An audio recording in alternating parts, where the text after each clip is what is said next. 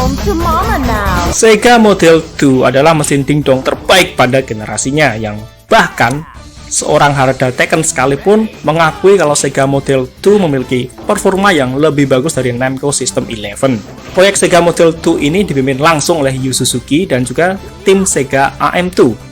Sega Model 2 sendiri adalah proyek bersama antara Sega, Fujitsu, dan GE Aerospace.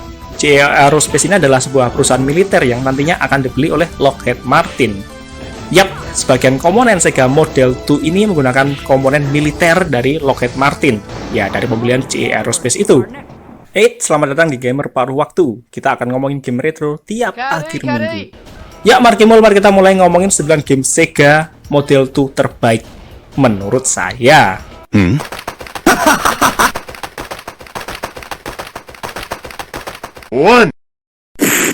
Yang pertama adalah Manx TT Superbike. Game balap motor legendaris dari Sega yang kabinetnya masih cukup mudah ditemui sampai saat ini, baik pada mall, bioskop, sampai tempat belanja grosiran pun kadang ada yang masih memainkan game ini.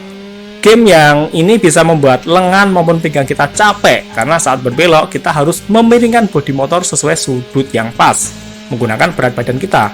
Maka dijamin habis main ini biasanya langsung berkeringat, bahkan pegel-pegel.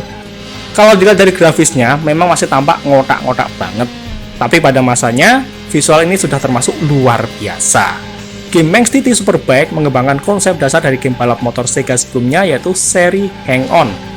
Game Manx TT Superbike mengambil setting event racing di dunia nyata, yaitu event Tourist Trophy yang ada di Kepulauan Isle of Man. Ini adalah sebuah event balap motor unik yang seorang Valentino Rossi sekalipun menyatakan menyukainya. Game Manx TT Superbike dikembangkan oleh tim Sega AM3 dan AM4 yang dirilis pada tahun 1995 untuk arcade. Kemudian menyusul versi portingan untuk PC dan juga Sega Saturn. Yang cukup disayangkan, kualitas versi Saturnnya terasa cukup mengecewakan karena selain faktor performa hardware, juga karena yang mengerjakan portingannya itu ternyata belum berpengalaman mengerjakan porting game arcade ke Sega Saturn. Untuk review Manx TT Superbike bisa kamu cek pada video yang ini, ada di deskripsi video. Kemudian ada Virtua Fighter 2 yang dirilis pada November 1994 untuk arcade, sekitar setahun setelah Virtua Fighter yang pertama. Kemudian pada tahun 1995, Virtua Fighter 2 dirilis untuk Sega Saturn dan kemudian PC Windows pada tahun 1997. Game yang diproduksi oleh tim Sega AM2 dengan Yu Suzuki sebagai pimpinannya ini melakukan peningkatan besar dari seri pertamanya. Selain karena faktor perubahan mesin dari Sega Model 1 ke Model 2, juga karena mulai digunakannya motion capture untuk menganimasikan setiap karakternya. Salah satu alasan pengembangan mesin Sega Model 2 juga untuk mengakomodir kebutuhan teknis game Virtua Fighter 2 ini. Sampai Yu Suzuki itu dikabarkan memaksa eksekutif Sega untuk membeli komponen mahal dari perusahaan militer GE Aerospace itu untuk mengembangkan gamenya ini. Kemudian Virtua Fighter 2 benar-benar menjadi sensasi besar pada masanya, sampai dibuatkan juga serial animenya yang tayang di SCTV dengan opening prinsip bela diri sebelum bertarung yang sangat panjang dari Akira Yuki yang memorable. Go! Go! Go! 3. Selanjutnya adalah Daytona USA, sebuah game bertema balap NASCAR yang dirilis oleh Sega pada tahun 1994. Lagi-lagi dari tim andalan yaitu Sega AM2. Ini adalah game pertama yang dirilis untuk mesin Sega Model 2 dan menjadi salah satu game racing arcade terlaris sepanjang masa. Kemudian versi Sega Saturn-nya dirilis pada tahun 1995. Game Daytona USA akan menjadi tech demo untuk mesin Sega Model 2 dan menjadikan Ridge Racer dari Namco itu sebagai benchmark-nya. Banyak trial error dilakukan saat pengembangan Daytona USA ini, ya harap maklum, ini adalah game pertama untuk mesin yang masih baru pula pada waktu itu. Kalau untuk kabinet arcade-nya itu juga ada beberapa jenis, dan yang paling menarik tentu jenis yang menggunakan kokpit terpisah untuk para pemainnya. Tapi saya sendiri cuma pernah mencicipi jenis yang reguler saja, yang nggak pakai model kokpit tersendiri ini. 4. Kemudian ada Sega Rally Championship. Sama halnya seperti kabinet Manx TT Superbike, kabinet game Sega Rally Championship ini juga termasuk mudah ditemui sampai saat ini. Bahkan saya pernah memainkannya beberapa tahun lalu di sebuah pusat perbelanjaan grosiran di sebuah daerah di kota kabupaten. Meskipun cuma model kabinet yang reguler, bukan yang pakai kokpit terpisah, itu pun tetap nggak masalah. Gamenya sendiri memang membuat pencapaian istimewa dengan menjadi game racing pertama yang memberikan sensasi berkendara yang berbeda sesuai jenis tanah yang kita lalui. Seperti misalnya berkendara di jalan tanah itu akan terasa berbeda dengan berkendara di atas aspal. Ini adalah sebuah hal yang belum pernah ada di game racing lain pada waktu itu.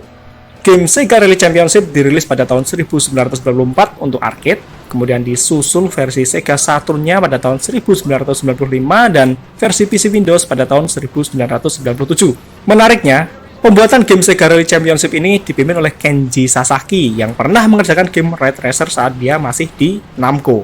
Untuk review game Sega Rally Championship bisa kamu cek pada video yang ini, sausnya ada di deskripsi video. 5. Berikutnya adalah House of the Dead. Sebenarnya game ini memang game horor, tapi karena kualitas voice actingnya yang ambiar dan memeable, maka malah terkesan seperti game komedi, horor komedi. Ya, kita kesampingkan soal grafis karena memang masih ada keterbatasan teknologi pada waktu itu. Akan tetapi gameplay yang seru dan voice actingnya yang ambiar tapi ngangenin itu sukses membuat game ini disukai oleh banyak orang, termasuk saya. Game House of the Dead itu dirilis pada tahun 1997 untuk arcade dan kemudian juga dirilis untuk platform lain, mulai dari Sega Saturn, Windows, sampai perangkat modern saat ini. Bahkan juga mendapatkan remake. Saya masih ingat game House of the Dead yang versi PC ini menjadi salah satu game yang sering terinstall pada PC rakitan dari toko komputer. Ya, tentu saja versi Tani ya. Dan main pada versi PC ini lebih mudah karena kita pakai mouse. Tapi saat main versi arcade-nya, kita akan menggunakan light gun. Dan saat itu semuanya akan jadi lebih menantang lagi dan lebih seru. Meskipun kita sudah hafal posisi tiap musuhnya, tapi ada perbedaan besar dari menggunakan mouse dengan menggunakan light gun. Untuk review game House of the Dead bisa kamu cek di video yang ini, sausnya ada di deskripsi video. Selanjutnya adalah Virtua Cop 2. Jika game Winning Eleven menjadi game yang paling banyak ada di rental PS1 kala itu, maka game Virtua Cop dapat dikatakan menjadi game yang paling banyak terinstall pada PC rakitan dari toko komputer. Hal ini selain karena gamenya memang ringan, nggak butuh spek tinggi, juga karena gameplaynya yang sederhana dan siapapun bisa main game ini selama dia bisa pakai mouse. Terlebih ada asis penanda kapan musuh akan menembak, maka makin ramah pula untuk semua orang memainkan game ini. Game Virtua Cop 2 dirilis pada tahun 1995 untuk arcade, masih oleh developer andalan Sega yaitu AM2. Kemudian diporting untuk Sega Saturn pada tahun 1996, PC pada tahun 1997, dan Sega Dreamcast pada tahun 2000. Meski saya akui saya lebih menyukai game House of the Dead, tapi Virtua Cop 2 ini memiliki kenangan tersendiri. Salah satunya adalah saya harus rame-rame ngantri main game ini di kosan kakak kelas yang sudah kuliah waktu itu. Untuk review game Virtua Cop 2 bisa kamu cek di video yang ini, sausnya ada di deskripsi video. 7. Lalu ada game Dead or Alive. Game yang dari sejak pertama kali dirilis, game Dead or Alive sudah memamerkan goyangan 2 balon karakter cewek sebagai gimmick. Walaupun kalau dilihat sekarang kesannya malah kocak banget, karena terlalu heboh goyangannya kayak balon malah. Kamu bisa cek perbandingannya di video yang satu ini, sausnya ada di deskripsi video. Game Dead or Alive dirilis pada tahun 1996 oleh Tecmo. Hal ini karena salah satunya sang kreator utama yaitu Tomonobu Itagaki mengaku sebagai fans berat game Virtua Fighter. Dan dia bermimpi suatu saat akan membuat game menggunakan perangkat yang sama dengan game Virtua Fighter. Bahkan beberapa mekanik dasar game Dead or Alive pun mirip dengan Virtua Fighter seperti 3 tombol aksi yaitu pukul, tendang, dan tangkis. Kemudian areanya juga lebih terbatas dengan sisi luar berisi jebakan. Meskipun ada tambahan mekanik tersendiri yaitu tambahan mekanik parry di sini tuh ada di Dead or Alive. Game Dead or Alive kemudian dirilis untuk Sega Saturn pada tahun 1997 dan menyusul versi PS1-nya pada tahun 1998.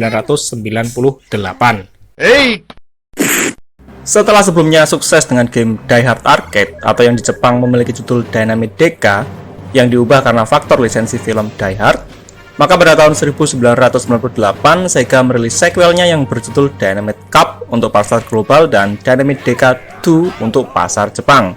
Untuk memudahkan, saya akan menyebut game di video ini sebagai Dynamite Cup. Dynamite Cup masih melanjutkan formula dari seri pertamanya, di mana ada 3 karakter yang bisa kita pilih dan masing-masing dengan keunikannya masing-masing.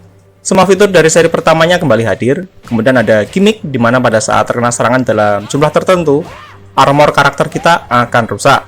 Tapi nggak usah berharap banyak, armor yang rusak nggak akan sampai rusak semuanya seperti pada game yang satu ini. Sausnya ada di deskripsi video.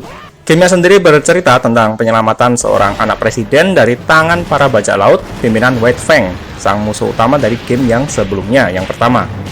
Lokasi penyandaran ada di sebuah kapal pesiar yang sedang parkir di sebuah pulau di samudra. Game Dynamite Cop nantinya akan dirilis juga untuk konsol Sega Dreamcast pada tahun 1999. 9. Game rail shooter ini secara tema terasa mirip banget dengan seri game Afterburner, terutama Afterburner Climax. Karena sama-sama menggunakan pesawat tempur, tapi pada game Sky Target yang dirilis pada tahun 1995, kita bisa memilih satu dari 4 pesawat yang berbeda, termasuk F-14 Tomcat seperti pada game Afterburner. Pada tahun 1997, Sky Target mendapatkan porting untuk konsol Sega Saturn, meskipun dengan banyaknya penyesuaian atau downgrade yang harus dilakukan. Kemudian di tahun yang sama pula, Sky Target juga mendapatkan versi PC, tapi hanya untuk pasar Jepang saja. Secara keseluruhan, game Sky Target terasa seperti prototipe game Afterburner yang Climax. Saya sendiri cuma pernah memainkannya di emulator dan belum pernah menjumpainya di arcade-an atau di dingdongan. Hal ini karena pada Sky Target, kita akan menemukan beberapa hal yang mirip dengan Afterburner Climax, mulai dari sudut pandang kamera yang bervariatif, mekaniknya, sampai opsi jalur yang bercabang. Itulah 9 game Sega Model 2 terbaik menurut saya. Sebagian game-game tersebut diporting ke konsol dan juga PC, tapi sayangnya sebagian lagi tidak pernah mendapatkan portingan apapun. Jadi opsinya hanya dimainkan via emulator di PC. So, jika kamu punya pendapat berbeda, silahkan cerita di komentar untuk kita diskusikan bersama.